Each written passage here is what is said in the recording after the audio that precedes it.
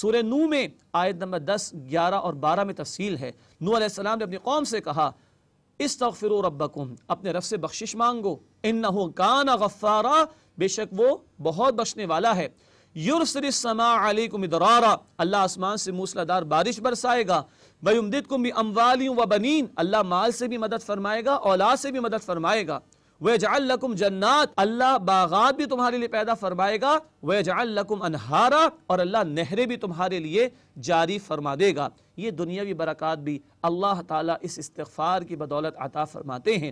اور اس سے بڑھ کر قرآن یہ بھی بتاتا ہے سورہ فرقان آیت نمبر 70 میں, جو سچی توبہ کر لے, لوٹ آئے اللہ کی طرف, فرمایا فَأُولَئِكَ يُبَدِّلُ اللَّهُ سَيِّئَاتِهِمْ حَسَنَاتٍ, اللہ سبحانہ وتعالیٰ ایسے لوگوں کی برائیوں کو, گناہوں کو نیکیوں میں بدل دے گا نیکیوں کے اندر ان کے گناہوں کو, بشرطے کہ سچی توبہ کر لیں. یہی وضاحت اللہ کے رسول صلی اللہ علیہ وسلم نے فرمائی. ابن ماجہ کی حدیث میں فرمایا کہ التائب من الذنب کمن لا ذنب لہ, گناہ سے پلٹ آنے والا ایسا ہے گویا اس نے گناہ کیا ہی نہ ہو. یہ ہے وہ برکات جو اس توبہ اور استغفار کی قرآن اور حدیث میں بیان ہوئی. یہی میرے اور آپ کے مسائل کا حل ہے, اس لیے کہ کل نفع نقصان کا مالک اللہ ہے. یہ سب کچھ جو وارد ہوا اللہ کے اذن کے بغیر نہیں, لیکن ہے ہمارے گناہوں کا نتیجہ جو آج ہمارے سامنے ہے. اگر ان گناہوں کو چھوڑ کر ہم اللہ کی طرف پلٹ آئیں, اپنے معاملے کو اللہ کے ساتھ درست کر لیں, اس کی عبادت کو بجا لائیں, اس کے دین کے تقاضوں پر عمل کریں, تو یہ برکات دنیا میں بھی ملیں گی اور آخرت میں بھی ملیں گی. لیکن ناظرین کرام, اس وقت ہمارا ملک مسلمانان پاکستان خصوصاً جن مصائب سے دوچار ہیں, جن مشکلات میں مبتلا ہو چکے ہیں, وہ معاملات صرف انفرادی نوعیت کے نہیں بلکہ وہ اجتماعی نوعیت کے ہیں. آج ہم اجتماعی سطح پر پریشان ہیں, اجتماعی سطح پر اللہ تعالیٰ کے عذاب کا شکار ہیں, اجتماعی سطح پر مشکلات نے ہمیں گھیرا ہوا ہے. تو یاد رکھیے, اجتماعی مسائل کا حل اجتماعی توبہ ہے, انفرادی مسئلے کا حل انفرادی توبہ ہے, اجتماعی مسائل کا حل اجتماعی توبہ ہے. اور جب تک یہ اجتماعی توبہ نہیں ہوگی, ہماری اجتماعی حالات اور معاملات تبدیل نہیں ہو سکیں گے. آئیے اب یہ جاننے کی کوشش کریں وہ اجتماعی توبہ کیا ہے, وہ اجتماعی حل کیا ہوگا ہمارے ان مسائل کا. اجتماعی سطح پر بھی بات یہی ہے کہ جو توبہ اجتماعی طور پر درکار ہے وہ اس بات کی جو اجتماعی طور پر ہمارے جرائم اور گناہ ہیں ان سے ہم پلٹ آئیں, اور اجتماعی طور پر جو ہماری ذمہ داریاں ہیں ان کی ادائیگی میں مصروف ہو جائیں. قرآن ہمیں بتاتا ہے اس امت کو ایک بہت بڑے مشن کے لیے اللہ نے چنا ہے. قرآن نے کہا سورہ آل عمران آیت نمبر 110 میں, کنتم خیر امت اخرجت للناس تأمرون بالمعروف وتنہون عن المنکر وتؤمنون باللہ. اے ایمان والوں, مسلمانوں, تم تو بہترین امت ہو, تمہیں انسانوں کے لیے پیدا کیا گیا, تم نیکی کا حکم دو گے اور بدی سے روکو گے, اور تم تو ایمان رکھتے ہو اللہ پر. ہمیں اللہ نے ایک بڑے مشن کے لیے چنا. ہمارا ایمان ہے, نبوت ختم ہو گئی رسول اللہ صلی اللہ علیہ وسلم پر. اب آپ کے بعد ختم نبوت کے طفیل انسانیت تک اللہ کا پیغام پہنچانا اور انسانیت پر اللہ کے دین کی گواہی قائم کرنا اور پیش کرنا, یہ ذمہ داری امت کے کاندھوں پر ہے. یہ اجتماعی ذمہ داری بائی لارج آج امت نے ترک کر دی ہے, چھوڑ دی ہے. تو آج ہم مسائل کا شکار ہیں. لوگ کہتے ہیں ہمارے پاس ٹیلنٹ نہیں ہے اس لیے مسائل کا شکار ہیں. کہاں ہمارے پاس ٹیلنٹ کی کمی ہے؟ ہمارا ٹیلنٹ تو مغربی ممالک میں استعمال ہو رہا ہے. لوگ کہتے ہیں ہمارے پاس اکنامک ریسورسز نہیں. دنیا میں اربوں کے پاس جتنی دولت ہے کئی غیر مسلم ممالک کے پاس بھی نہیں ہے, لیکن آج جو ہمارا حشر ہے وہ ہمارے سامنے. لوگ کہتے ہیں کہ ہمارا انفراسٹرکچر نہیں ہے, لیکن اگر انفراسٹرکچر ٹھیک ہو بھی جاتا تو آج جو ہمارے کردار کی انتہائی پستی ہے اس کے نتیجے میں کیا ہم برقرار بھی رہ سکتے تھے؟ انفراسٹرکچر کی لوگ بات کرتے ہیں. قوم موسیٰ کو اللہ سبحانہ وتعالیٰ نے من و سلوہ بھی عطا فرما دی, سب کچھ دے دیا, لیکن اندر سے وہ کھوکھلے ہو گئے. تو باوجود اس کے کہ ان کے اکنامک مسائل کچھ بھی نہیں تھے, ان کے اندر ہمت نہ رہی, اور جب قتال کا موقع آیا تو صاف انہوں نے انکار کر ڈالا.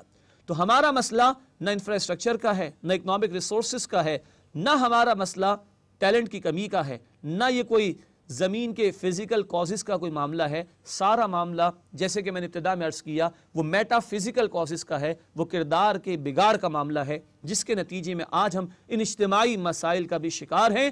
اور اجتماعی ذمہ داری کیا تھی؟ امت کو اللہ نے پیدا کیا انسانیت کے لیے. نیکی کا حکم دو گے, بدی سے روکو گے، یہ تمہارا فریضہ ہے۔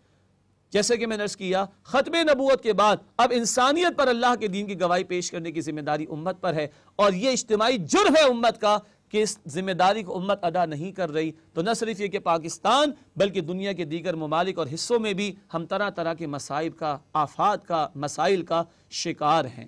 تو اب توبہ اجتماعی طور پر درکار ہے۔ جب تک ہم اجتماعی طور پر اپنے آپ کو بدلنے کی کوشش نہیں کریں گے، یہ حالات نہیں بدلیں گے۔ قرآن نے کہا سورۃ الرعد آیت نمبر 11 میں، ان اللہ لا یغیر ما بقوم حتی یغیروا ما بانفسہم، بے شک اللہ سبحانہ و تعالیٰ کسی قوم کی حالت کو تبدیل نہیں فرماتا جب تک کہ وہ قوم خود اپنی حالت کو تبدیل نہ کر لے۔ جب تک اجتماعی طور پر اپنے آپ کو نہیں بدلیں گے اور اپنی اجتماعی ذمہ داری کو، امت والی ذمہ داری کو ادا نہیں کریں گے، یہ حالات تبدیل نہیں ہو سکتے۔ یاد رکھیے گا، اس وقت مسلمانان پاکستان اللہ کے عذاب کا شکار کیوں ہیں، مسائب کا شکار کیوں ہیں؟ 64 برس پہلے یہ خطہ زمین ہم نے اس لیے حاصل کیا کہ اللہ تیرے دین کو نافذ کریں گے، تیری اطاعت کریں گے، تیرے رسول صلی اللہ علیہ وسلم کی اطاعت کریں گے۔ بچہ آج بھی کہتا ہے پاکستان کا مطلب کیا؟ لا الہ الا اللہ، لیکن آج تک ہم اس دین حق کو نافذ نہ کر سکے۔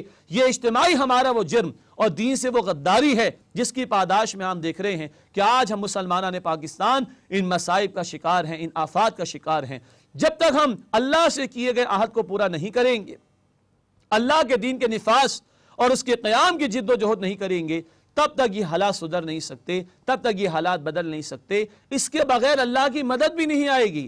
قرآن کہتا ہے سورہ محمد صلی اللہ علیہ وسلم آیت نمبر 7 میں، یا ایھا الذین آمنوا ان تنصروا اللہ ینصرکم، اے ایمان والو اگر تم اللہ کی مدد کرو گے تو اللہ تمہاری مدد فرمائے گا، ویثبت اقدامکم، تمہارے قدموں کو اللہ مضبوطی عطا فرما دے گا۔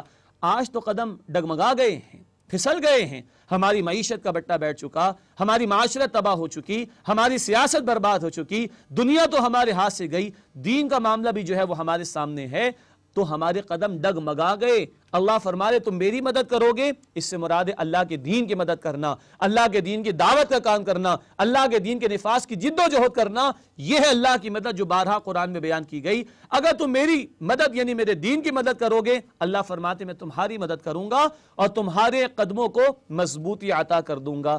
یہ ہے ہمارے مسائل کا حل، رجوع اللہ، توبہ اللہ کی جناب میں، انفرادی بھی اور اس سے آگے بڑھ کر اجتماعی بھی۔ اور وہ اجتماعی توبہ کیا ہے؟ اللہ کے دین کی دعوت کے عمل میں شریک ہونا، اللہ کے دین کے قیام اور نفاذ کی جد و جہد میں شریک ہونا۔ اسی بنیاد پر اللہ کی طرف سے مدد کا وعدہ ہے، اس سے کمتر پر نہ اللہ کی مدد آتی ہے، نہ اس سے کمتر پر ہمارے حالات بدلیں گے اور سدھریں گے۔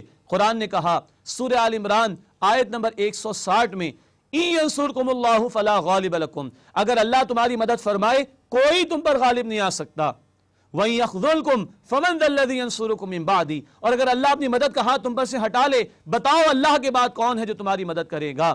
یہ ہے وہ بات جس پہ توجہ کرنے کی ضرورت ہے۔ آج ہم مغلوب کیوں؟ اللہ کی مدد ہمارے ساتھ نہیں۔ کیوں ساتھ نہیں؟ ہم اللہ کے دین کی نصرت نہیں کر رہے، اللہ کے دین کی مدد نہیں کر رہے۔ اس اعتبار سے ضروری ہے کہ ہم اللہ کے دین کی جد و جہد کریں، اللہ کے دین کے نفاذ کی جد و جہد کریں، محنت کریں، تو اللہ کی مدد ہمارے شامل حال ہوگی اور کوئی ہم پر غالب نہیں آ سکے گا۔ لیکن آج مغلوب کیوں ہیں؟ اللہ کے دین کو ہم نے چھوڑ دیا، اس کی نفاذ، اس کی جد و جہد کو ہم نے چھوڑ دیا، تو آج دنیا ہم پر حملہ آور ہے، مصائب ہم پر حملہ آور ہیں اور طرح طرح کی مشکلات نے ہمیں گھیرا ہوا ہے۔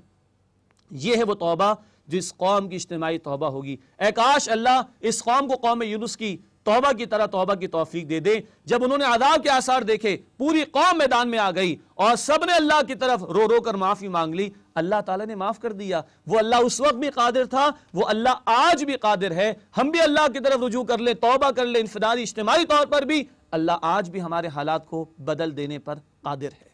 اللہ تعالیٰ ہمیں بھی توفیق دے، ہم بھی کسی دینی اجتماعیت کو اختیار کریں اور اپنا تن من دھن اللہ کی راہ میں جد و جہد میں لگائیں، تاکہ اللہ کی زمین پر اللہ کا دین بھی سربلند ہو اور اس جد و جہد کے نتیجے میں اللہ کی مدد ہمارے شامل حال ہو جائے۔